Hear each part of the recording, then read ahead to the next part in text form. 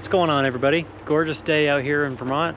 I want to share with you my experience that I've had with my road glide. I've had it for about a year now. I got about 10,000 miles on it, which is a little low for me on bikes. Usually I'm doing about 10 to 15 a year, sometimes a little bit more. But I want to share with you what I've done on this bike, what my thoughts are since I've been riding with it for about a year, what different modifications I've had to do it to really make it fit me and to fix the things that I felt like needed fixing.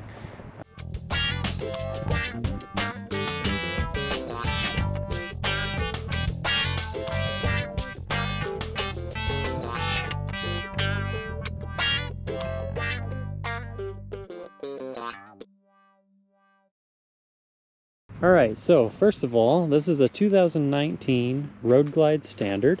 It's got the 107 Milwaukee 8 in it. Excellent bike. I really enjoy this bike, especially because it has the fixed fairing.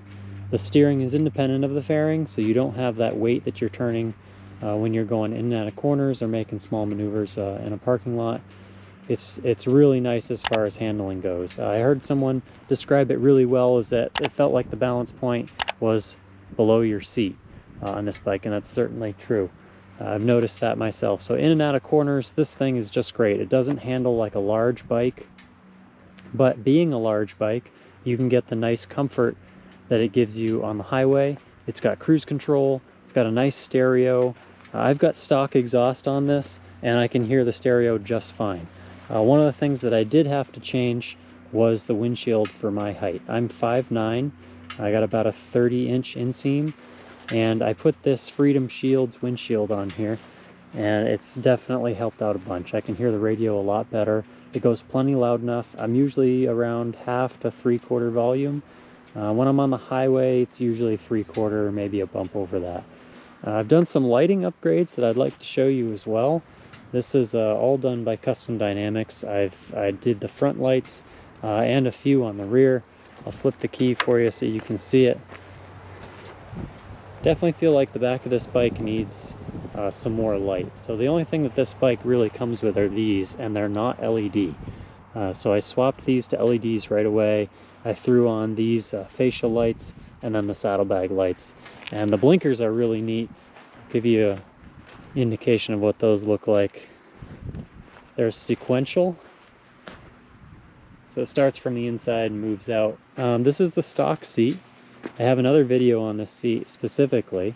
I had it done by Mean City Cycles, had them do the double-decker foam, which is basically just redoing the whole inside with memory foam. I had them widen and add some foam to the passenger section as well, so it's more comfortable for my wife, and both her and I can go on real long trips and be totally comfortable with that. Yet I still have a nice low seat height. Really like that stock about the bike, and I wanted to keep that. Saddlebag space is something that I really love about this bike. So these hard bags are lockable, completely weatherproof. So I've got 2 quarts of oil in here, box of gloves.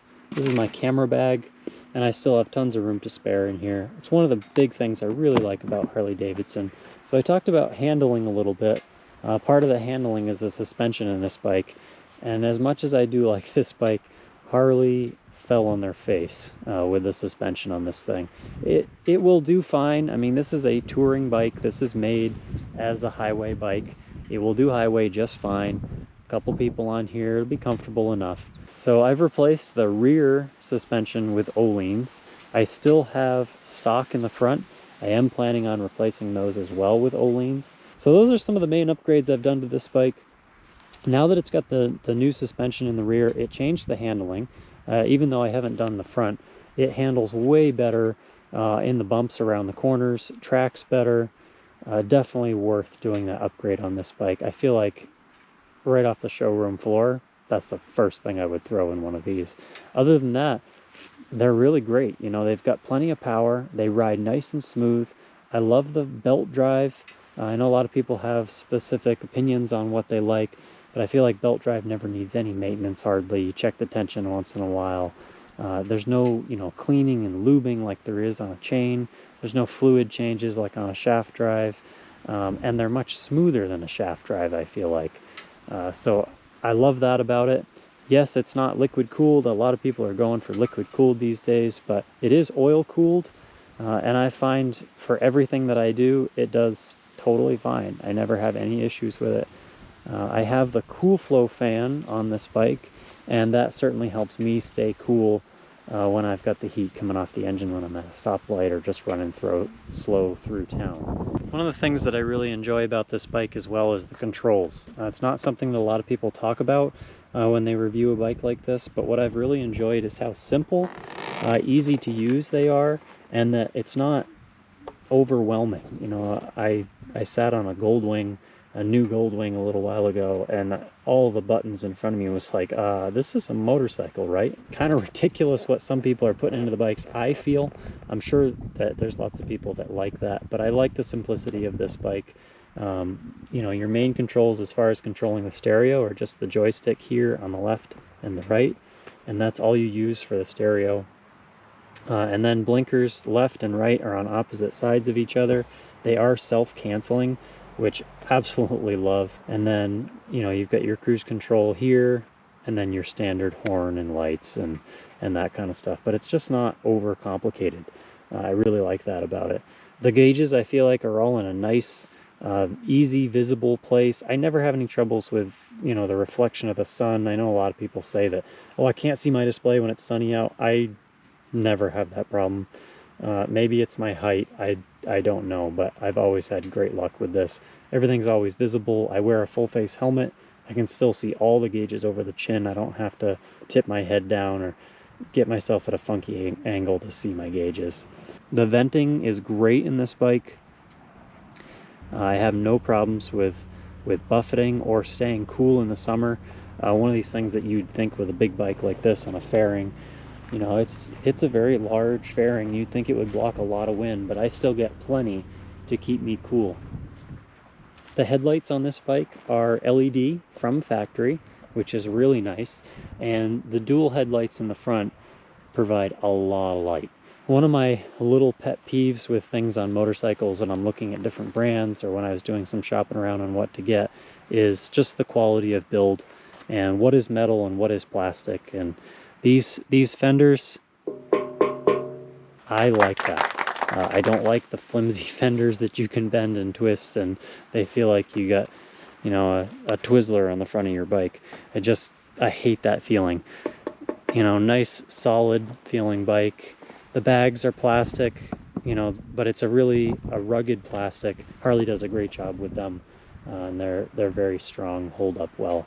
There's a support bar underneath them here, and that really keeps them held in place. You know, you can push down in the bags and kind of stuff things in, and you're not flexing your bags all over the place and feeling like you got a piece of junk here that's going to fall off once you pack it up full. As far as maintenance goes on this bike, it's one of the things I look at. This bike at 1,000 miles, which is kind of after your break-in, they like to go through and do a full service on everything. You know, check your belt tensions, make sure nothing's loose, do the fluid changes, and that's kind of standard on most motorcycles. But then after that, it's pretty standard. You've got 3 different fluids, which is a little more than some other bikes, like say a Goldwing or something like that, kind of in this category. And you've got a primary fluid, transmission fluid, and then you got your engine oil. And because it's an air-cooled engine, it does have a little bit larger of an oil sump, so you do end up buying about 7 quarts to change all 3 holes. But you only do the engine oil every 5,000, and then the primary and the transmission, I believe, are every 10. So as far as the maintenance goes on this, it's fairly easy. You know, there's no valve train to adjust, variable valve timing. I've mentioned in some of my other videos, I'm an aircraft technician, so air-cooled engines are what I'm comfortable with. This is something I know how to break down, take apart, put back together, change parts. I can do everything by myself in my own garage, and I love that about this bike. So hopefully taking a look at this bike has helped you get a little bit more information if you're looking at buying something like this or upgrading from a different Harley.